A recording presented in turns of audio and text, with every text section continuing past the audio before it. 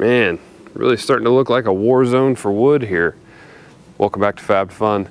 Been a little bit busy. Haven't made a lot of videos because I've been doing a lot of stuff that doesn't lend itself to videos that I typically put on this channel.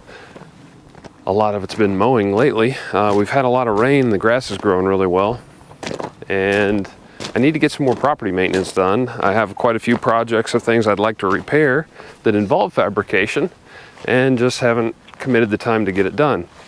For most of the people that have been following the channel, you're aware that last year was kind of an odd year for me, and went through a divorce, and a lot of things have changed because of that. But also, I started dating again.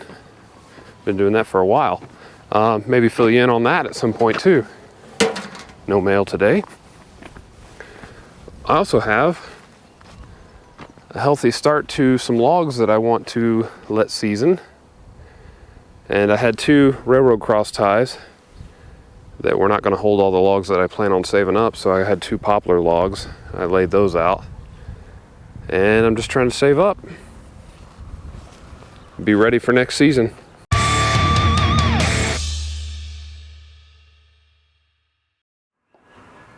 I am still interested in making this repair at some point.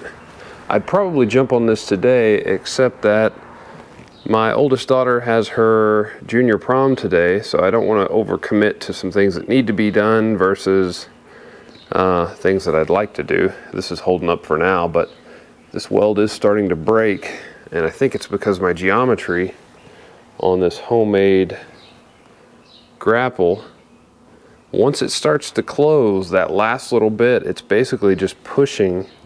Instead of pushing down, it's pushing away, and it started to peel the C-channel. Not that that was really strong enough to begin with,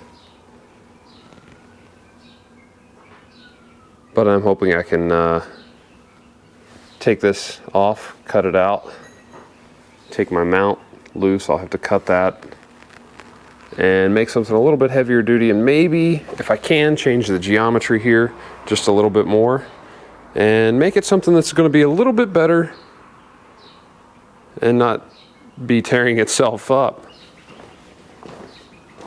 For those of you who don't know, I did not pay for a third function. I ran lines on the other side of the tractor and connected it to a remote. That the handle's on the right side, and I just have these lines running down and zip tied along the frame. And it works really well. I can't complain. Haven't had any problems with it so far. So for those of you who are considering paying $1,000 or $1,500 to have a third function added to your tractor at the factory or from the dealer, maybe consider running those lines if you already have remotes and you don't really need to use them. You can save a little bit of money.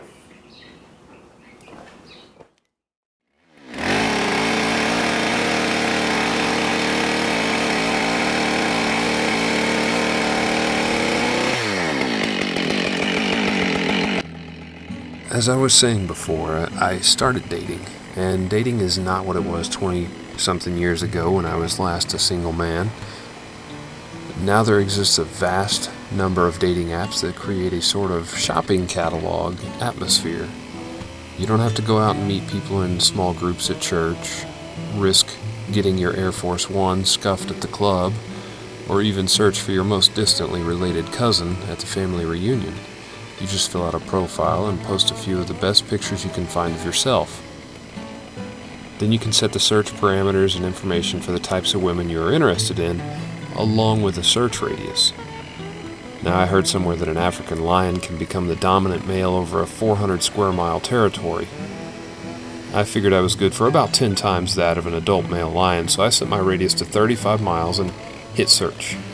And let me just say, dating apps are probably the most consistent, reliable, and efficient way to get rejected by a vast number of women. It's much more effective than driving somewhere to get turned down, especially with the price of gas these days. However, I did have some fortune and am very excited to be dating an awesome lady who has the same worldview and priorities as I do. More importantly, she watches the channel.